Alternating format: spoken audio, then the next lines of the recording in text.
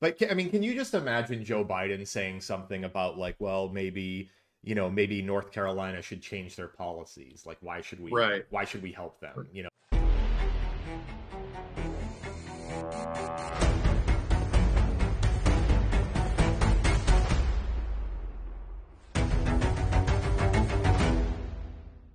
Hey everyone, and welcome to another edition of the Blue Sedition podcast. I'm Nate Brady.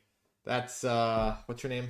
I am the co-host. My name is Mike Smith. The Welcome, the co-host. the co-host. And we're gonna be doing a sad one today. I mean, in my opinion, stuff is burning all around us. Yeah, actually, literally. In fact, Literally. it's Tuesday, the 14th of January, 2025 today, and we normally do this on Monday, Yeah. but it turns out that when your general state's on fire all around you, and you don't know if it's time to bug out or not, that kind of gets in the way of things. So Yeah. It's not funny at all.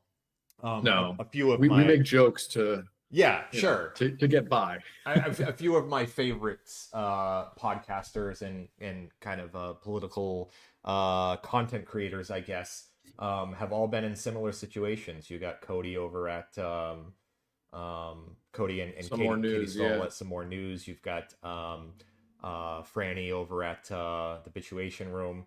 Mhm. People are struggling right now, and it really, really sucks. So here we are. Let's talk a little bit about the fires. Let's talk about those fires because Where do there you are some. There are more than a few. So we got the Palisades, of course. I think it's the one that everybody knows about. It's like my mom who lives in Massachusetts is like, oh my God, are you okay? Is it the Palisades fire? I'm like, yeah, mom. I live next door to John Goodman. What do you mean, am I okay? Yeah, I'm okay. I don't live in a multi-billion dollar neighborhood. But yes, Yeah, well, you forget, and we bring it up from time to time, but California is such a big state, so a lot of the time when natural disasters happen, you understand this. You've got family on the East Coast. I've got family in the Midwest. They'll hit us up with like, "Are you guys going to be all right?" And I'm like, "That is 400 miles from yeah, me." that is San Francisco. Like we are in LA. That's Yeah. yeah, that's you. I have to explain it to them often. Like, mom, you're asking me. It's like me saying, "Are you okay?" for the hurricane that hit in North Carolina, and you're in Mhm. Massachusetts. I mean, like that's how far it is. But these That's yeah, these these fires, unfortunately, are pretty close to us. Closer to yeah. you. Close to our office where we both work. Yeah. God, there's so much around it I want to talk about. I don't know if you have any bullet points you want to start with. Yeah, I mean, there's a lot to say, obviously. I think that I was hitting you up over the weekend saying that I wanted to talk about a lot of the issues and mainly like the grandstanding that the Republicans are doing because they love to do it. They love to say how terrible California is and how everything's mismanaged and this, that, and the other.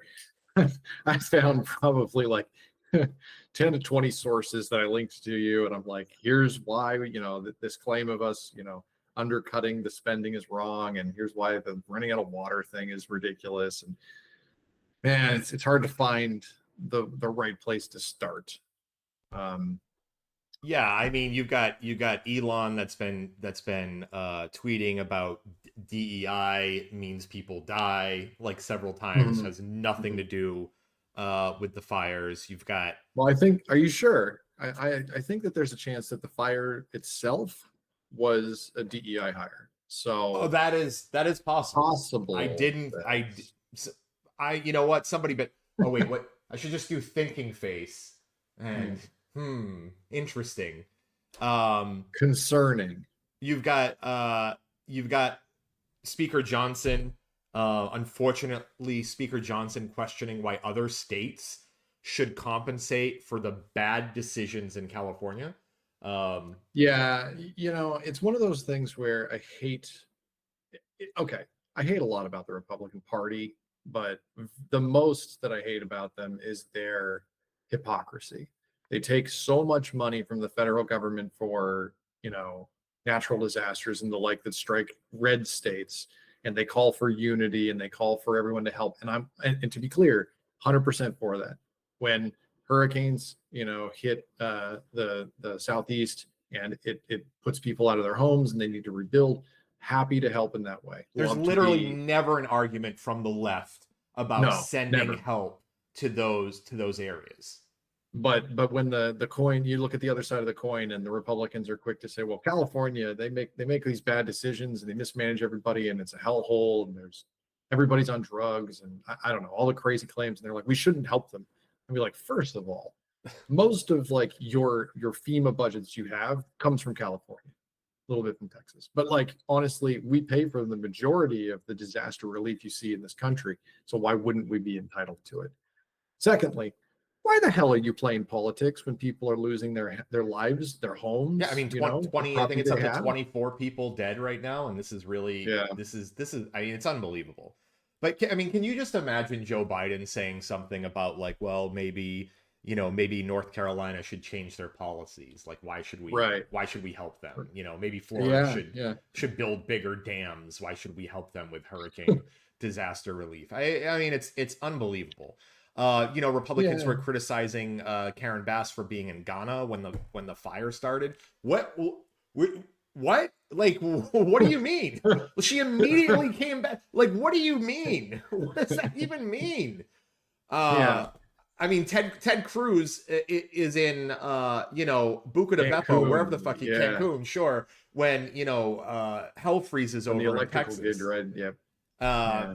and it's just It's just gross. You just have a lot of political figures trying to score easy points with their base. And unfortunately, the Republican base likes it when the liberals suffer.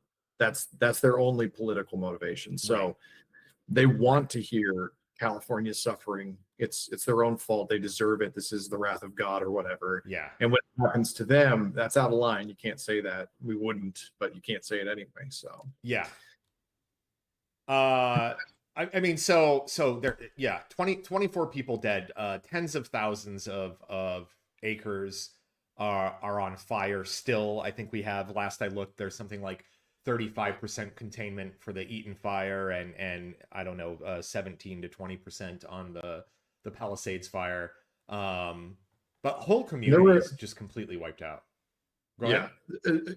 just in some good news though, there were a lot of like offshoot fires that were based on those. Those are the two big ones, obviously. Yeah, There were a lot of yeah, offshoot fires that are 100% contained now, which is good. And the wind's blowing the right direction now.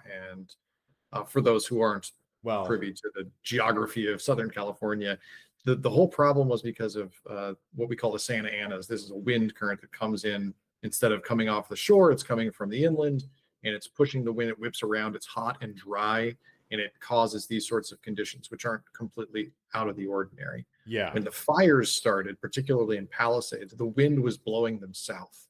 So they were moving in a direction that's basically downhill, which fire doesn't like to do, but it does it because of the immense speed and dryness of this air. And so the good news is that, of course, the winds have changed. It's blowing to the north and a little bit offshore again. And so the hope is that as the fire moves back north and up the hill, when the Santa Anas come back again next week, there won't be any actual fuel left for them to burn. So as they or try later and, this week, or later this week, sound sorry, of you're the, right. It is yeah, this week now, isn't it? yeah, So I mean, there's at least some cause for hope there. We're sort of hoping that it might end up being contained in itself because it will have burned through the fuel it needs to move south into more residential and commercial areas. It'll stay basically in the woodlands, which would be better. it would be nice. Yeah, so I'm looking at Palisades update on the Watch Duty app, and we have almost 24,000 acres burning, but 17% contained, which is not not great, but better than yesterday and the day before. And then the Eaton fire is 35% contained with 14,000 acres burning, and that's the one where basically the entire Altadena community, Yeah, Olivia Butler's stomping grounds, just completely burned down. right. I mean, I wanted to, but before we leave, like talking about the Republicans, one thing that is driving me crazy is some in Republican leadership saying, well, California should change their policies to, to better protect and prevent against this type of thing. And like we are what the state is one of the main drivers behind climate change initiatives. Yeah. And it's like we are trying. Like we are one of the leaders in this. And Right. this if this type of thing needs to be a nationwide, a worldwide thing. Otherwise, these 100-year fires, which are now decade fires, or now every Right. few year fires, are going to keep happening. Yeah. And to put it into perspective, California spends the most on fire prevention and wildfire Right. safety and things like that in all of the states in the nation. But I think Washington coming in second, which isn't all that surprising. We're a very green state in the north, and we have a lot of fires all the time, just seasonally.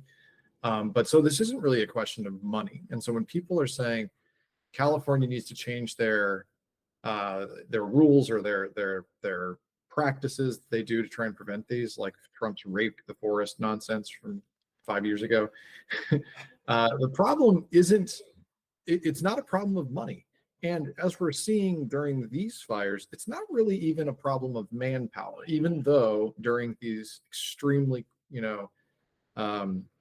serious and critical periods, they always need all hands on deck. So more people is more helpful. But by and large, that's not really the problem most of the time.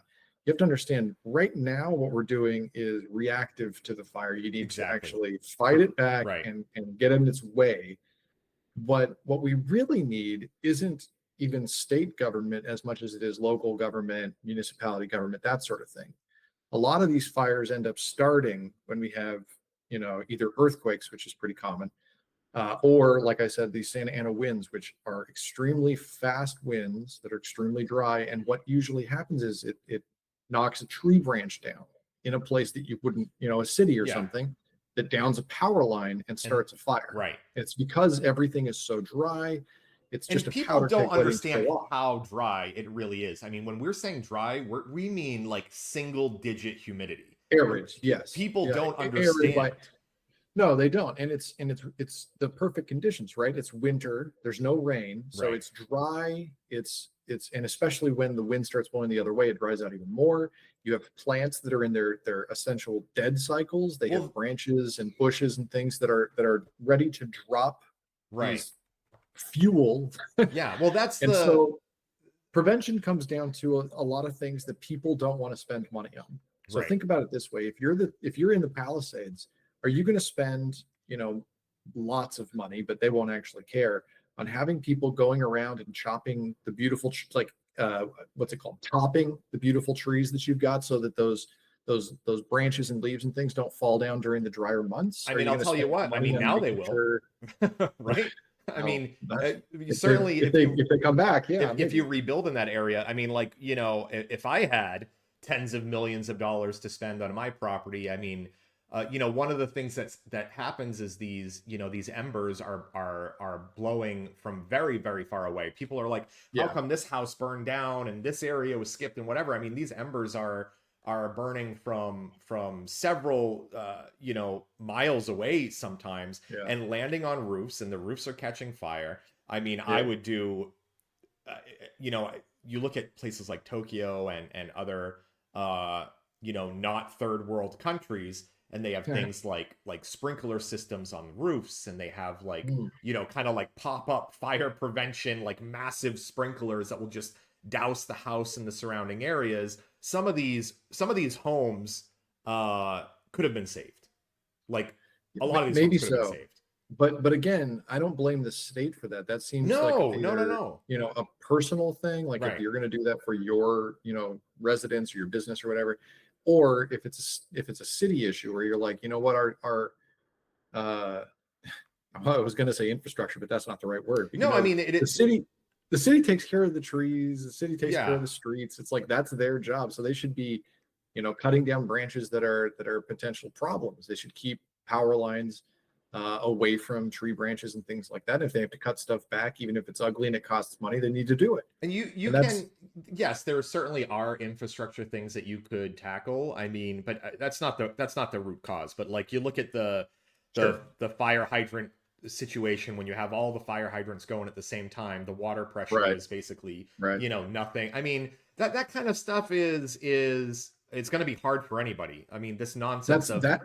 I want to be clear. That's going to happen no matter who the governor is. right, right, or the when, mayor, when you're when you you're know, depleting all of that water from so many fire hydrants all at the same time, it's not surprising it goes out. That infrastructure is built to put out one or two houses, or a commercial building or something, as it's happening, and it's right. expected to be weeks apart from fire to fire or more.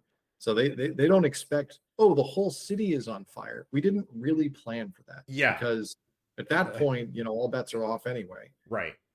And you see, then you expect the state to come in, and they're going to have help from other states and other countries, in this case, flying choppers, flying planes to do water pickups and Right. water drops and things like that's the scale that we're I talking mean, about. there's, just before we leave that, that's some of the nonsense that was going around on the stupid app, the stupid everything app. Is like, why can't they just get planes in the air dropping water on this? And well, first of all, we did, and then we have We are. people flying drones and taking some of these planes down. But the other thing is, while the winds are still blowing and the humidity is single Yes. digits, when you're dropping when you're dropping water from that altitude, it's just going to evaporate and disperse Vaporizes, before yeah. it even reaches the fire. It's going to have no impact whatsoever. Right. Last week, when the fires were raging, and the wind was blowing 100 miles an Right. hour, you can't drop water. You It just can't. won't do It anything. won't. It'll scatter to the winds and Right. become little clouds. It's not going to help. And all it's going to do is Like you put said, the those humidity pilots is in too danger. low. Yeah. Yeah, exactly. So no, I mean, it's the same thing. What do they call them? The armchair quarterbacks, right? These are people who are like, well, if I were in charge, I would just do that. They don't know Yeah. anything about Yeah. it, And so then they don't know why that won't work. then want to talk about, like, well, this wouldn't have happened if Rick Caruso was mayor. Like, Jesus, shut the, what are you That's talking right. Everything would have burned down before now. about? Caruso's Maybe. a fucking idiot. Maybe. I think it would it's important to talk about another issue with all of this is uh you know about the program that has been in place since 1915 in California, where the California Department of Corrections has a Oh, a program with a the program, yeah. program with the LA County Fire Department where incarcerated firefighters can join the fight, Yeah. but the good news is they are making a decent pay. They're making between $5 and $10 an hour. Oh no, I'm sorry, a day. They're making Yeah. between $5 and $10 per day to help fight these fires. They can do a 24-hour shift during an active wildfire, which could earn them $27. That's a little bit of overtime for them. Jesus Well, fucking Christ.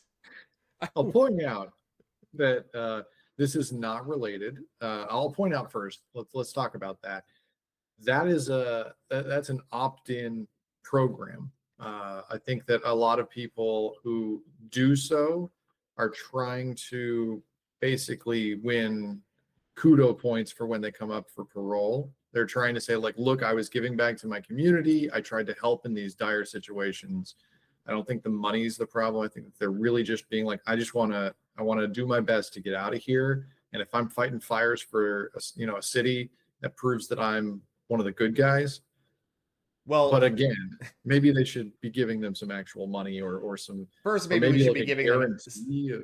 some actual money. Second, it's not murderers out here. A lot of these No, it's incarcerated people are petty non-violent, theft, right? petty crime, that sort of thing. Which means, why are they incarcerated in the first place? Then why are Right, they yeah. Then why are we putting them? And yeah, you said voluntary, but is it really? I mean, you're right. I mean, you're doing anything you can to get the hell out of there. Right. I mean, it's one of those things where, no, do I really have a choice? Well, and the other thing is that there's nothing in place that says that's going to result in any change for you. There's nothing that says if you donate, if you work for 100 hours fighting this fire and you come back, you're going to have a beneficial parole hearing in your next one, or we're going to take time off your sentence. Nothing is guaranteed. It's just, here is some evidence that I have to present at my parole hearing that says, hey, look, I'm changed and I'm trying to help the community. Can you please take this into consideration? Then your all white parole board will go, nah, and then stamp the denied on your thing, like in Shawshank. So, I mean, I will point out, within the prison system, it is a coveted, kind of like you're talking about, it's kind of a coveted thing for inmates to be a part of this program. But again, it just goes, I mean, listen, you're writing the budgets for California, right? And you're like, well, I can either spend, 18 billion more dollars on firefighters, or if we incarcerate just a few more people, everybody wins. It's tough. So I wanted to make sure that we touched on that a little bit before we moved on from this. There's not a lot else to say from my end on this. We're going to keep an eye on it. We have to keep an eye on it, right, for our families and our home's sake. But yeah. Did you hear about the tracker app too? I wanted to talk about that for a second. Which one? The fire tracker that everybody's using. Watch Duty. I think that's. I mean, I use Watch Duty. I've used Watch Duty for a while. I don't know. There's some app, and they've been basically approached by companies looking to buy the app. Oh yeah, and where he said he's not selling, and he's like, I'm doing this because the stupid government isn't doing it. Right. Because this isn't something that we should be making money on. This is something that should be taken over by the government, and they should run it because it's their duty to inform people. Yeah.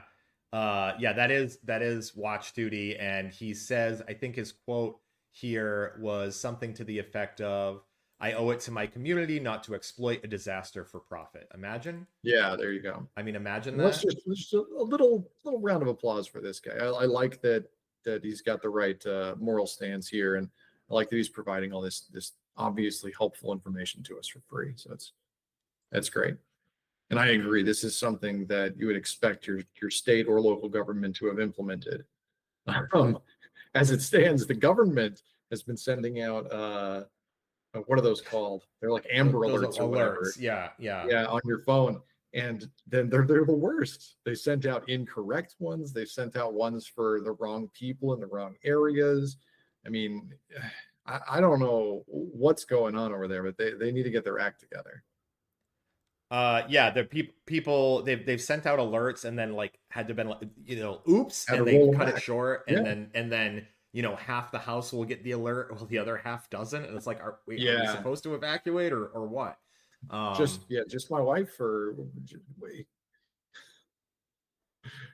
I don't know, it's crazy. So I know that I'm feeding the trolls here, and they're going to say, see, the government can't do anything, private industry and blah blah blah. But I mean, I can expect better of my government too. Like, they should be better at this. Yeah, I mean, I don't think it's wrong to say that. It doesn't mean we should take it away from the government and give it to for profit. I don't want Elon running this thing. No, it'll just be worse. No, but at least it will be a higher level in Diablo. So. Oh my God, I have to talk about Elon. Can I talk about Elon? Okay, we have a few Gamergate stuff that's going on. We have a few minutes to talk about Elon and the gamer nonsense. Okay, so my understanding is that he's like top 10 on this Diablo 4 leaderboard, right? Yeah. And he's bragging about how great he is and how great the game is and blah blah blah. And then he starts this new game called Path of Exile 2, which is ostensibly another Diablo-esque game where you're going around and you're killing monsters and you're getting loot and you're going up in levels and blah blah blah. So he runs this live stream of him playing the game. And I don't know anything about this, but I follow a lot of like speedrunner guys on YouTube. who do games professionally, you know, Sure. and so they're just watching his gameplay and talking about how he basically is no good. They're like, this guy's never played this game at this level before in his life. He must have paid somebody to come on here and get him up in level. And he's watching him. He's like, he missed that item. That item is really good. Where's he going? Why isn't he going back for that item? Like, he just, and it's, I mean, it's an hour of this just like a child playing your video game and just not really understanding how to play it. It's the most beautiful thing ever, because he's like, he got banned, I think, or like he got kicked off of the leaderboard for Path of Exile 2. Man, I love it. So looks like there are some accusations of account sharing.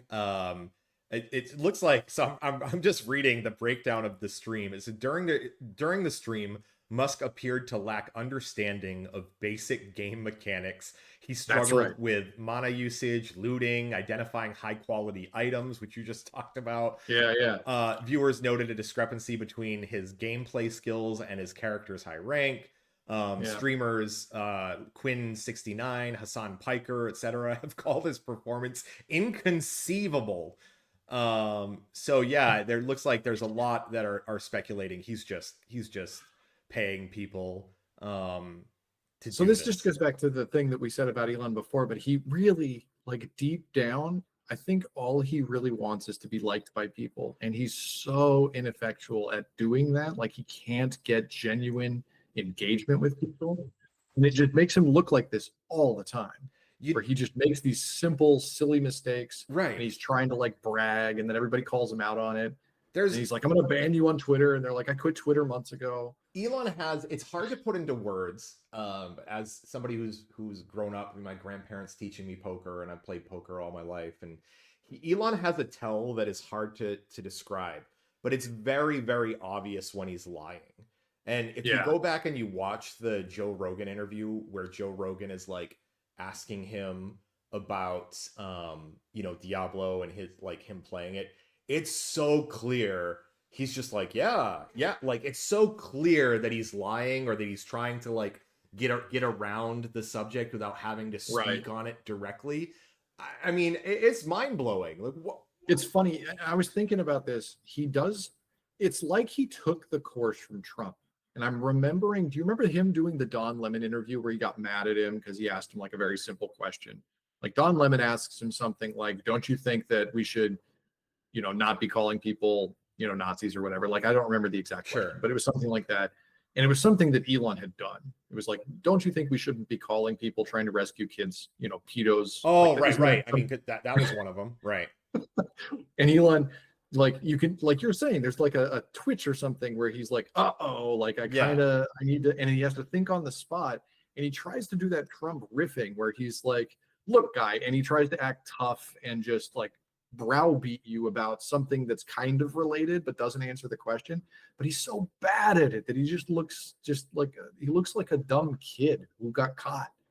It looks, you know what, I want to bring up one. All right, let's do it. Well, this one actually isn't Elon. This is the dog pile episode of Loose Edition podcast. Let's do it. I want to do it. Well, this one isn't of Elon though, so let me see if I can find this clip, because I'm going to transition, but I'm going to stay on Joe Rogan. I mean, I hate him as well. But let's see. You can so clearly tell the mannerisms, the way that he's acting here, that this isn't. Let me see if I can find the clip that I want to play. Okay, here it is, I hope. So let's see. Here it is. Here it is, I hope. I hope. All right. So this is Mel. I don't know if you've heard about this. This is Mel Gibson, famed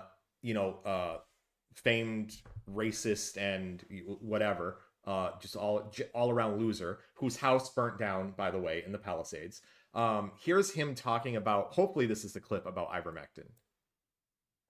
I got COVID from my gardener, and he had it first, and then I got it. And I was like, did I grab the hose or what? What was, I don't know.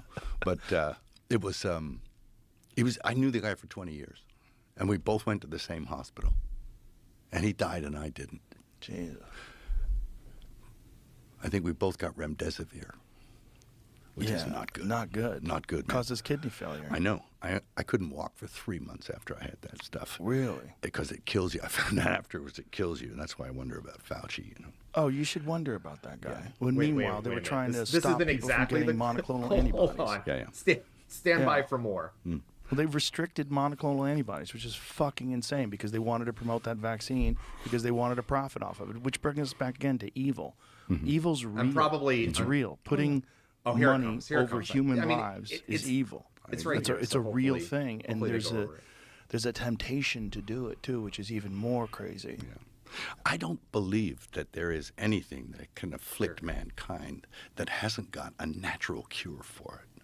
I think that there has to be. It just makes sense to me. Now, I couldn't prove that, but I just believe that.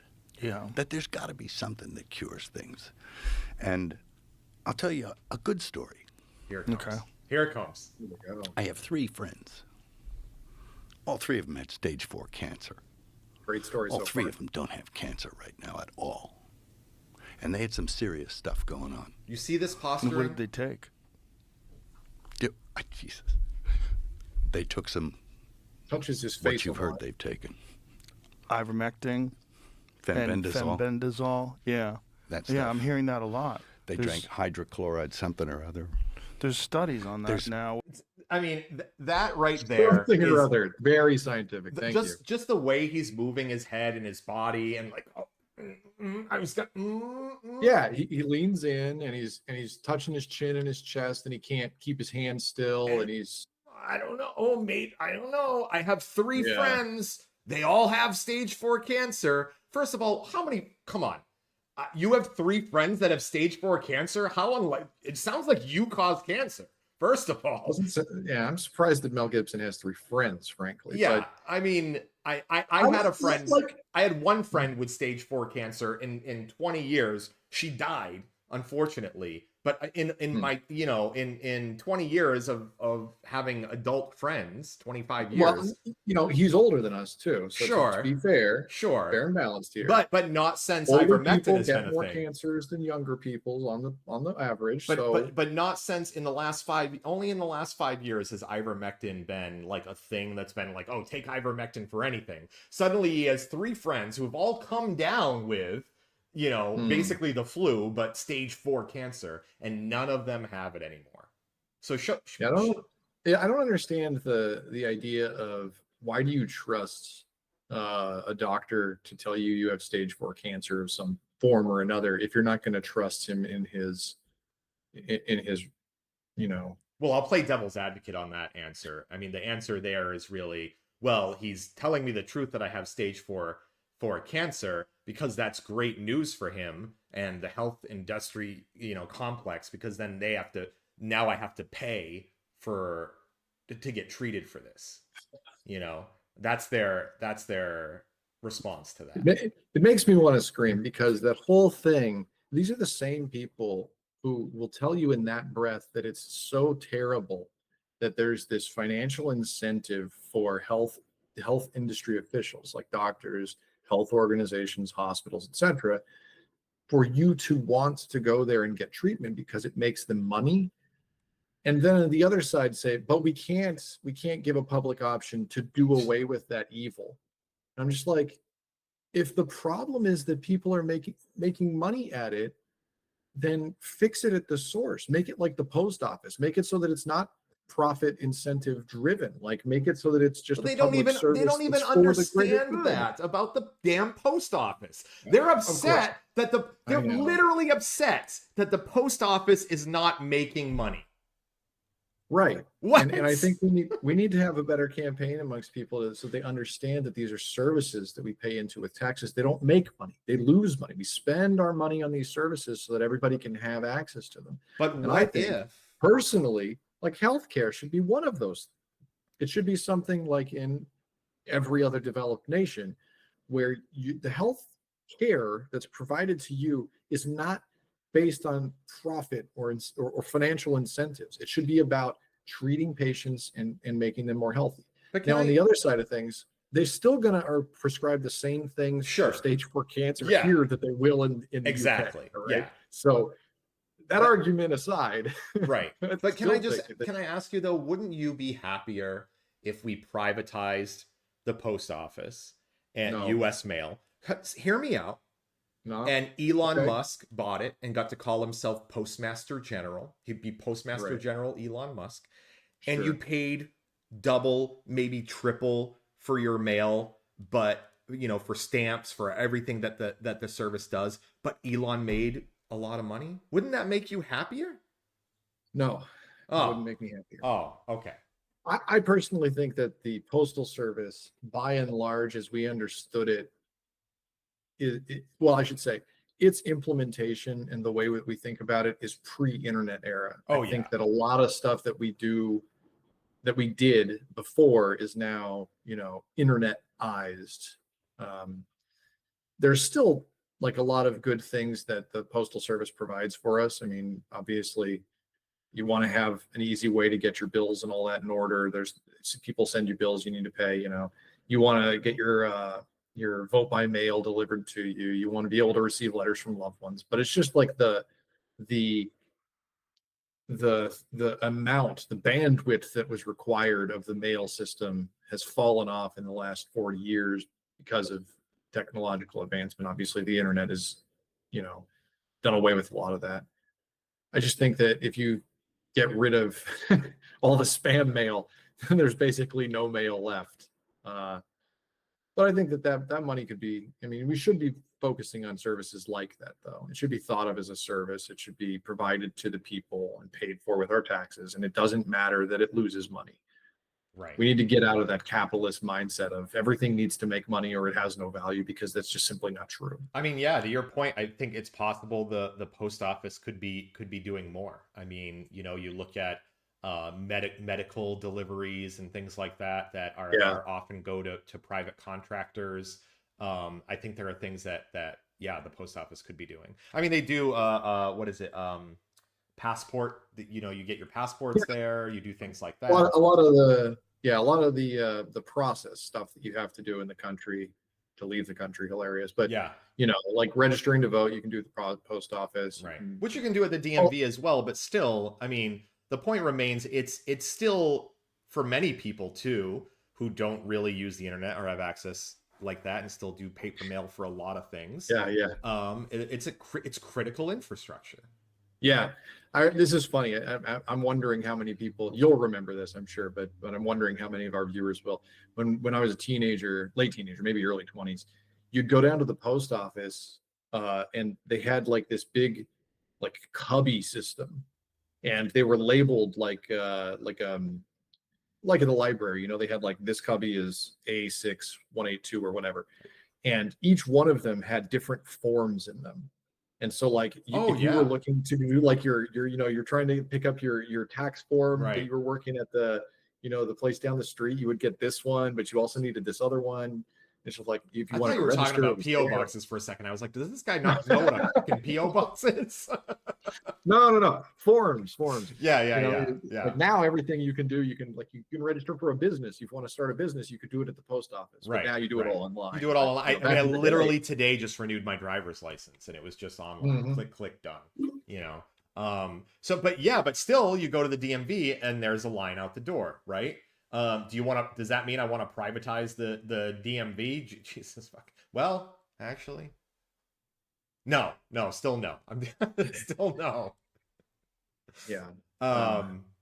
Okay. Yeah. We can Sorry talk for about the DMV another time. I've got a lot to say about the DMV. We're not talking about that today. Well, I took us off of the Elon Gamergate nonsense. Stupid Elon. It's incredibly Fucking stupid. dumb. I'll never. Mike and I are both chess players, but probably more fans than actual players. And I'll never forget his quote a couple of years ago, where something like, chess is basically solved. It's a dumb game. It has a limited area. There's only 64 squares. It's whatever. No. He had more arrogance in what he said. He said, I tried chess and I found it too simple. And I just want to be like, fuck you, man. No, you didn't. Yeah, he. I'm trying to find his Show me exact someone quote. who thinks they're good at chess, and I'll show you somebody I can probably beat at chess. Here it is. Here it is. He says, "I did play chess as a child, but found it to be too simple to be There it is. useful in real life. I guess unlike Path to Exile." A mere 8x8 grid, no fog of war, no technology tree, no random map or spawn positions, and only 2 players, both sides exact same pieces. Talk about completely missing the mark. I mean, that's Yeah. literally what's crazy about the game is that you have only 2 players, you have the exact same position, you have fully public information, no fog of war. There is a technology tree. I mean, there is definitely a tree of things that you can follow here. And so what? Like what the? No, it's just it's pretty clear that he has no interest in chess. Like that's just his position, which is fine. You don't have to like chess. Nobody cares. But then to be like belittle it, that's just bully mentality. He's like, I'm too smart for this, and here are a bunch of reasons why, and then just hand waving. And I mean, he's so full of being shit. like, I don't like tennis. I don't like tennis because there are no turrets. I could be shooting people from up in the turret, and I would be going on kill sprees, fragging everybody. But I mean, no, tennis is too simple. It's ridiculous. It's like, what an idiotic response. I should be able to spawn anywhere I want on the tennis court. So there's no real life application to tennis. Ridiculous. If I can't spawn, if I can't spawn somewhere. Imagine you're on a battlefield, but you have a tennis racket. Idiot. What a, I can't, I hate him so much. I know. This is our Elon corner. We just hate him so much. Hate him so goddamn much. Let's move on. What else did we have on the docket today? Speaking of dockets, I guess that's something we can talk about. If you follow our Blueski account, you already know how I feel about this subject. Well, let's talk about Jack Smith's got to talk about Jack Smith. Volume 1 of the Jack Smith report. So I can highlight a couple of things if people don't know about it, but it basically breaks down something we already know, right? With the caveat that Jack Smith says that there was plenty of evidence to convict Trump, right? So that's the thing that we didn't know, but we kind of all did know. I think a lot of us suspected that. Yeah. But on the other hand, I want to be like, well, why didn't you start this investigation 4 years ago? Why did we wait so long to the point where it didn't matter? Like Jack Smith resigned. Doesn't matter anymore. He resigned because it didn't matter, right? He resigned because Trump is the incoming president. And I mean, I want to write a book called What Happened, but I think that title's already been taken. They're going to write books about this for years now. It's going to be a publisher's dream. So, everything that we heard that we thought Trump did, urging, Georgia secretary to find 11,000 votes or the fraudulent state elector scam, all of that stuff, all true. It all happened. Right. We all knew this. Why is it 4 years later and Trump is about to be sworn into office in 6 days on Martin Luther King Jr. Day, no less? I don't know the exact answer. I assume that, again, I have to blame Merrick Garland. Merrick Garland is, a hack. He's terrible. He just drags his feet. He doesn't say things because he tries to keep that air of non-politicized impropriety. He doesn't want people thinking that the DOJ is a politically motivated entity. But in the first go around, when we had the Mueller report, he dragged his feet on that. He refused to allow the outcome to be that Trump had violated, a law, like he had committed a quid pro quo with a foreign entity. He didn't.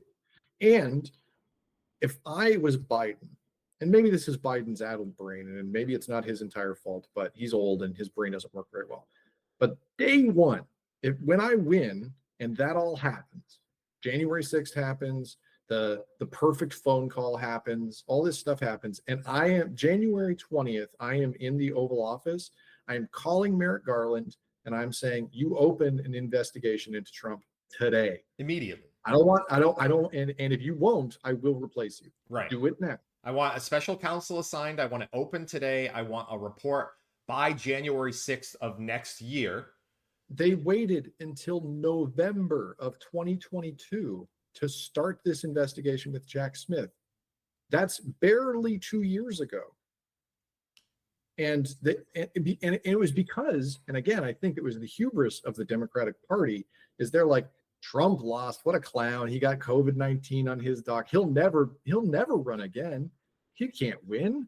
And then when he starts ramping up in the midterms with, I'm going to be the guy, and they start seeing the red wave, they're like, oh shit, we better move on this. But it was too late. Ridiculous. Ridiculous. Ridiculous. So I got to ask you, Nate, is it just hubris? Is it the Democratic Party being like, upturned noses and unwilling to do things because they think they're smarter than everyone else? Like, are they just like, he won't run again? And then being wrong? I don't. I think that how do I put this?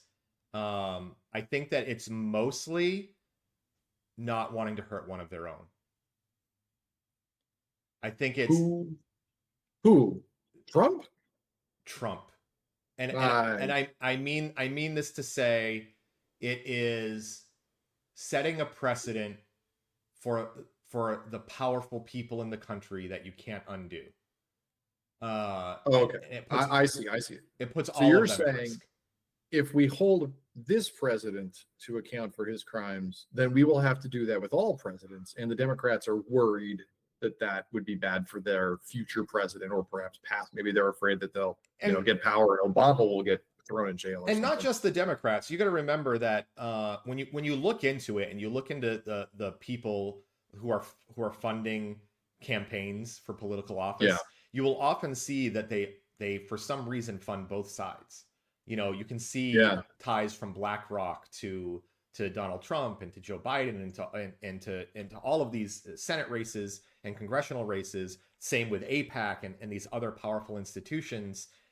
I think there was whisperings from them as well. You can't do this because this rocks the boat of the precedent that we've set in this country. And so the excuses for it, you can just look at what they were. They're like, oh, we have lack of evidence, and some judges throwing this stuff. They did out. not, apparently. They did not. Now they did not. It was a lack of precedent because he wasn't trying to overthrow the government, rather trying to retain power as a sitting president, which is unprecedented in the context of insurrection charges. I mean, they literally were stumbling over themselves, which doesn't make sense. When juxtapose this to something like, I know this is wildly different, right? But and I'm going to bring him up because I want to bring him up on every episode, that while he's still alive, Luigi Mangione, which is they'll do everything they can to not stumble over themselves to make sure this guy dies, in jail or immediately at the hands of the state. If they wanted to do it, they could have. It's plain and simple, and they didn't want to do it. I don't think there's like, I don't think it's hubris. I think some of it might be. I think there might be a little bit of hubris mixed in with that.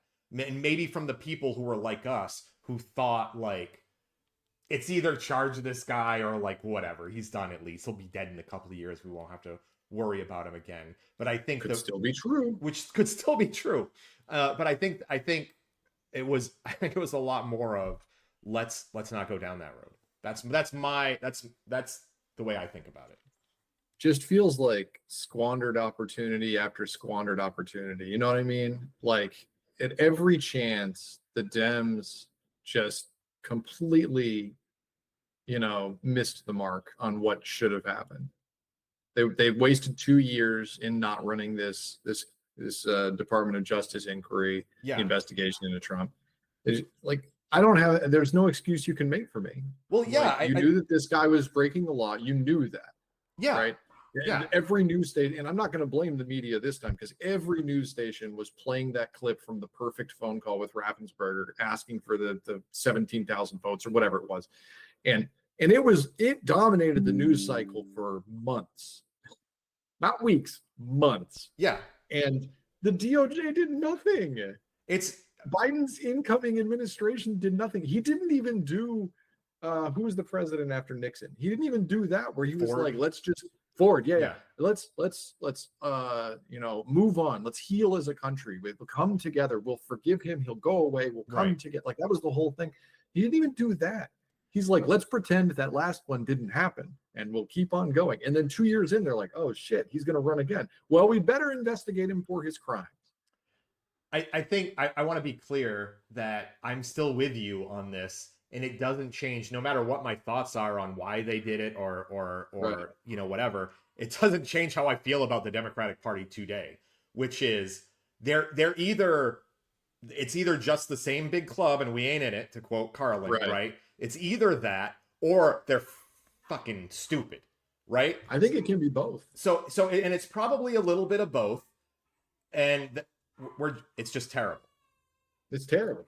I think that even we talk about this on other episodes too, where we're like the Democrat platform, the way that they campaign and raise funds predominantly is about being, the dominated class. They're like, we have to run against these Republicans. Look how evil they are. Send me money. That's the way that they do all their campaign contributions. So they don't even view Trump getting a second term as being a negative thing on the whole. They're like, man, I'm going to make so many in campaign contributions from this because I'm going to just talk about how dumb he is, and he's going to alter hurricane paths with a Sharpie, and he's going to buy McDonald's for professional athletes, and I'm going to campaign, and I'm going to make so much money. And I think that's so many people are going to make so much money. The news networks that still have viewers, any of the rage bait entertainment types of places, and then incumbent Democrats whose seats are safe are going to make so much more money. It's ridiculous how much money they're going to make as opposed to like if a Marco Rubio ran or a Mitt Romney type ran, Right.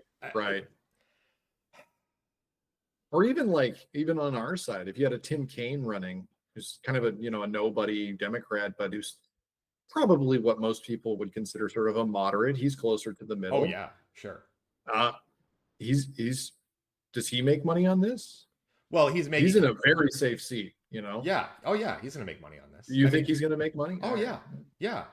I think everybody. I think every Democrat who runs, whether they're the incumbent or going to be running for office in the midterms as a battling a Republican incumbent, is going to make a ton of money off campaigning again against Trump and what it means if Trump remains in office. Meanwhile, when they get into office, when we have the White House and Congress, we don't do fucking shit with it. We don't do shit with it. No. It's literally still the same as it always has been on both sides. It doesn't matter who's in charge. It's just when the Republicans are in charge, it's just racist and bad for everybody, but it's the same shit.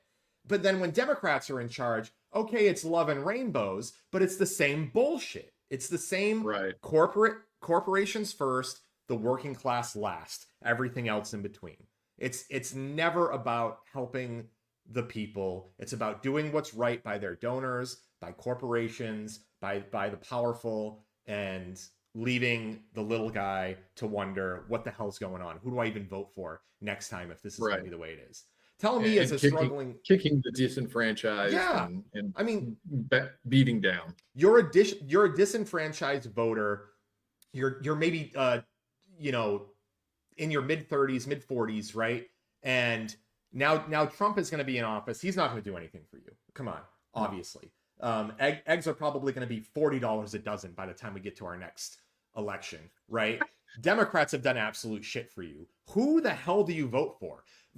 What we've done now is only populists will win. I think this cycle is not going to be broken for a long time. If you're not a populist on either side, you're not going to win a general election for a long time.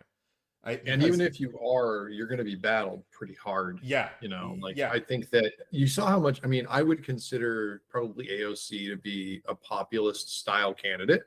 And she had more money thrown against her by Democrats than in any other campaign. There's reasons for that too. what did you say? The AIPAC or whatever APAC, it is? yeah, APAC? yeah, They threw, 10 times the amount of money that she raised against her on a candidate that had no chance. But yeah, it's just like, if you ran that as a grassroots, as an up and comer, and you didn't already have that notoriety that AOC obviously does, like they let her through by accident, and now she's built up this platform. But if you're trying to run as a populist in, one of these seats that's vulnerable, and you're trying to have that message, they're going to squash you with money as soon as they get a whiff of what you stand for. You know what I mean? Yeah. I was trying to bring it up. There were two high-profile Democratic primaries that AIPAC got involved with. That the other one was like Cory Bush, right? Or, yeah, and then one was Cory Bush, and I cannot believe that I'm forgetting who the other person was. So much news has happened. It was Bowden, right? Oh, maybe. Was it Jamal? Yeah. Was it Jamal Bowden? Yeah, right. Is that Florida, or is that, what am I thinking of? No, I'm thinking of that kid that I can't remember the name of who won. Yeah, it was Bowden. It was Jamal Bowman. Sorry, Bowman. That's why Bowman. I was messing it up in my head. I might have been thinking of a football coach. Yeah. So AIPAC spent a ton of money to defeat these arguably populists, but they just have progressive. They were part of the squad. Sure. Progressive. Yeah, they were squad members. They fought so hard against them, specifically in this case for speaking up about the genocide Gaza, in Gaza. But going back to my point, next 2028, who knows who the Republican frontrunner is going to be at that time, and we're of course not sure who the Democratic frontrunner is going to be. Although I have some suspicions that it's going to just be a deep blue state governor, like a Gavin Newsom type, who is going to be somewhat of a moderate choice. He would get crushed. He's so despised by swing state voters. I think they have polar. I don't think that a California governor can win a general election at all. Well, I mean, they have in the past, but I'm not sure they. Yeah, I mean, Reagan. Well, but I can name the other two of them. Yeah, like they weren't blue. So yeah. So I think what's going to happen is the Dems are going to put up a moderate who they think is a likable male. Will guaranteed it will be a white male against whoever the Republicans throw at them. And they have the benefit of Trump's term is going to be a disaster for working class Americans, and it's going to swing back over to the left. It's going to be bad for everyone. It's going to be bad for everybody, and the left is going to respond to that by putting a moderate in the race. The moderate is likely going to win. Back to the status quo. The moderate's going to win, get us back to the status quo. The left is going to say, "Ha ha! I told you so. We should have never have swung too far to the left with progressive policies. We always need a moderate." And it's going to be this cycle for the rest of our lives, where the only answer is going. Actually, I don't want to violate YouTube's terms of service here. So, I know where he's going with this. I gotta leave it. But you're right. It's going to be the Biden thing all over again. Trump's first term was such a disaster economically that people felt it, and obviously he had. You hate to say that I want to give it to him, but he did have a pandemic that he was poorly managing at the same time, which is just bad luck for that. Sure. It's bad luck for a president, but it's all bad vibes as far as the voters go. And at the end of it, they voted against him. I think we talked about this before. I think I said Hillary would have won that election. That's an interesting. I mean, I sort of don't think that would have been enough of a. I mean, given how Biden won by that much, I don't think that Hillary would have gotten it across the finish line. But I don't know. I think most any Dem you can think of that was on the top of in the primaries. Certainly, I think Bernie Sanders would have won. I think Hillary maybe would have won. I don't think Kamala could have won. No. But I think like Cory Booker or I think Booker had a good chance. I think basically that was the time. That was like almost a gimme for a president. Yeah, it felt like we had a mulligan on that one. Yeah. Like it was just time put anybody in there and take your chances. And look what the Dems did with it. Look what. And I'll point out that Biden in 2020 didn't, or I guess it was 19 when he was running, but he didn't run particularly strong against Trump. It wasn't like he just outperformed him like Harris did. You know, Trump backed out of the rest of the debates because of how bad a trouncing he got from Harris in 24. But, you know, in 20, it felt like old man and old man 2 were neck and neck pretty much until the end. And what did Biden do to push him over? I mean, what Biden did was incorporate a lot of Bernie Sanders. He moved more to the left. He moved way to the left, got elected. A more progressive stance on a few things. At least he promised to. Right. You know, and then people are going to argue that he was the most progressive president in our history. And I want to take my. No one's going to. Only dumb people will argue that. No one will actually. Well, that's. Well, hopefully we didn't offend anyone, and I think if you've listened to us this far, you know that you know how we feel about this. So if you're still here, it's because you do not think that Joe Biden was one of the most progressive presidents in our history. I wouldn't call him a progressive. None of his positions that he actually enacted were very progressive. I'll say that he was more like a Roosevelt Democrat. Like he put a lot into infrastructure and into like federal like grant programs and just trying to get people back to work on that sort of thing and trying to rebuild a lot of like the interstates and the roads and the bridges. And he did a lot of stuff that no one's going to give him credit for. Right. I mean, they'll give it credit for him in the history books, but it's like that's not something that people feel with their wallet or with, you know, with their vibes just generally. Yeah. But it's somebody has to do it. So good on him for that. But there's not a lot else to say. I don't think he didn't, you know, make public healthcare available. He did do a lot to try and stem the costs of healthcare. I will say there was something last week where they took him to court over capping the cost of like, it wasn't insulin, but it was something similar. Well, they were trying to do one. I mean, it was basically Bernie's thing, and he was like, "I want to cap all things," and they were like, "How about you cap one?" And they were like, "Okay." I guess let's go after insulin first. I forget what the, you know, then they were trying to do more. It's just this slow incremental change bullshit that lasts a couple of years is going to be reversed. It lasts a term until the bad president takes over and just rolls them back. Yeah. But I just wanted to touch on real quick before we go. We've kind of hit our hour, which, you know, where we like to call it. We wanted to talk about the confirmation hearings. I don't think we really have to say too much about them because they won't be voting on them until next week, this first batch of them anyway. But like Hegseth started, he had his confirmation hearing this morning. He got grilled. Right. He looked incredibly stupid. I just want to point out to people if they're who might have some hope here. I want to squash those hopes and dreams for you.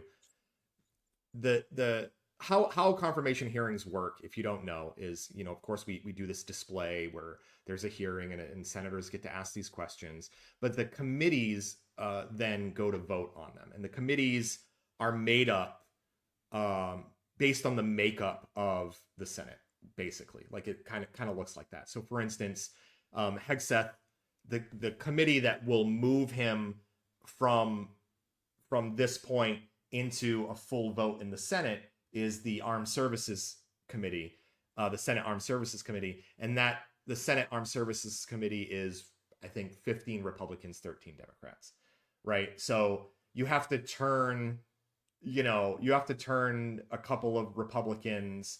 That's going to be a big deal. Then it gets, so, I mean, it's almost every single one of these Trump-backed picks are going to get through. They're at least going to get through the committees. Maybe they'll have a tougher time in the Senate, but it's unlikely. I want to talk. I'm curious about that because we talked about this before.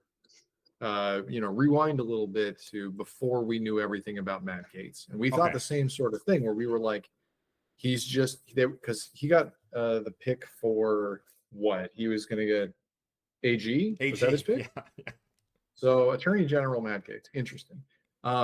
He shouldn't be Attorney General. He's got all these allegations against him. He has a House ethics probe ongoing. And so I think I think that one, I know what you're gonna say, but I think that one specifically, we talked about the reason why. And there were Right. two main reasons why. I mean, first of all, he's a pedophile, right? Like he's Right. like there's stuff they knew what was in the report that we hadn't even seen yet. That's number Right. one. And number two is he was just generally disliked by a lot of people in Congress for the way he held them hostage. He wasn't playing by their rules. And I don't think Hegseth or really anyone else that's coming up in the hearings, with the exception of RFK Jr., because I think that there's an air about him where he's like, give me the things, I'm gonna do it my way, like he just has this air about him that he's above all of this. But I don't see that with Hegseth. And yeah, he beats his wife and stuff, but I mean, is that so bad in the eyes of Republicans? I don't know if it's bad in the eyes of Republicans or not. But we talked about it with Gates, and the point I was trying to make was the kind of things that Gates was accused of at the time was the kind of stuff that Trump was accused of, and then eventually proven out for both of them. The difference is that Trump, for some reason, can get away with this stuff. Like, it comes off him like water off a duck. Doesn't stick at all. But then we saw with Gates, as the ethics probe was released and as people started talking more to the media, not the same rule set. He had to go, and it was clear, and he did. Even though he's like a renegade and he doesn't play by the rules and blah blah blah. But I think the thing that you're missing here is it wasn't because of the reception of the public. Like, MAGA voters were still 1,000% behind Matt Gates. It was, yeah, I understand that. Yeah, so it was the well, people in power. All I'm saying is that there's a chance that the Senate will do the same sort of thing with like a Hegseth or whoever else, and be like, you've got all of these things, and normally as a senator, I don't vote on stuff so that my opponents can't go out and campaign on, look at these things he voted on. I think there so were we people filibuster and don't vote here. So I'm going to pass on you because I can't have my name with a yay next to it. I think there were people in the House Ethics Committee that just truly did not like Matt Gates, and Republicans and who have friends in the House that were sick of his bullshit, frankly. You're right. Yeah. And we're going to release that report anyway. Right. And so they were like, screw this guy. But also, I mean, how you couldn't be more wildly unqualified for a position, I think, than Matt Gates was to be the Attorney General of the United States of America. I mean, who's this new AG pick? What's that? Do you know? Who's his new AG pick? Yeah, we talked about her a bit. Oh, right. I'm blanking, man. So much news in such a short time. Florida, out of Florida, I thought. Right. Yeah, we thought she was a more canned response, like one that he could easily get the rubber stamp for. And she still has lots of issues. If I'm even thinking of the right person. No, you are. I'm remembering. It's Bondi, former Florida Attorney General, the one who wouldn't prosecute Trump for his the Trump University stuff. You're right. Meanwhile, the one who wouldn't prosecute Matt Gates for all of his stuff. But just by the way, just for those listening, you want to talk about not prosecuting Trump? Kamala Harris got a couple $1,000 check from Donald Trump and had the ability to prosecute him as well in California, and she did not. So again, let's talk about this whole club that we ain't a part of. So, boy, that's a depressing way to end the episode. I mean, you're going to have a confirmation hearing for Pam Bondi where they're going to be like, how come you didn't prosecute Donald Trump? And she'll be like, well, I don't know. I mean, why don't you ask Kamala Harris, who was Attorney General in California, who also didn't? She's not going to say. She's going to say because it was fake news. Yeah, or that. I mean, that's all she's going to say. Yeah. Okay, that's a great way to end our episode. God damn, when are we going to have something good to talk about? It's a way. It's a way to end an episode. Oh, we're gonna end it. I mean, it's better than ending it because the fire alarms and alerts are going off. So yeah, I agree. We're gonna have a lot to talk about next Monday if we pod on Monday. It's Martin Luther King Jr. Day, which we could do a whole episode. about the rights appropriation of MLK. But it's also Inauguration Day. Oh God. Yeah. Is it really? Next Oh my Monday God. is Oh, inauguration. well, we're gonna be in some kind of a mood on Monday. We're gonna be doing the inauguration special podcast. Stay tuned for that. Be sure to like, subscribe, follow, whatever it is.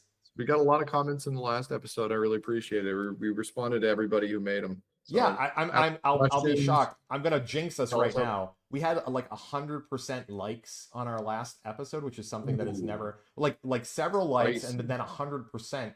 Where we usually get some dislikes from some asshole trolls that are coming around and just smashing the dislike button. You're only hitting dislike if you're an asshole. Yeah, I mean, listen, I enjoy. If you hate us, please leave a comment, because all that does is tell the YouTube algorithm that people are interacting on this. Engaged.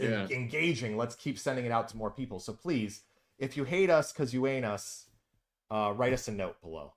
Or for any reason. For any reason. We love to talk. But especially if you like us, I'd rather talk to people. If you disagree, I think that we make it pretty clear on this podcast that Nate and I, we actually disagree on a lot of things. We just kind of love to argue. So if you guys have a different point of view you want to talk to us about, bring it up in the comments. We'll jump in there with you. Yeah, absolutely. Okay, so until our Inauguration Day special, thank you everyone, especially if you're in LA. Stay safe. Stay safe out there. Yeah. Yeah. And we'll see y'all next time. Thanks, everybody.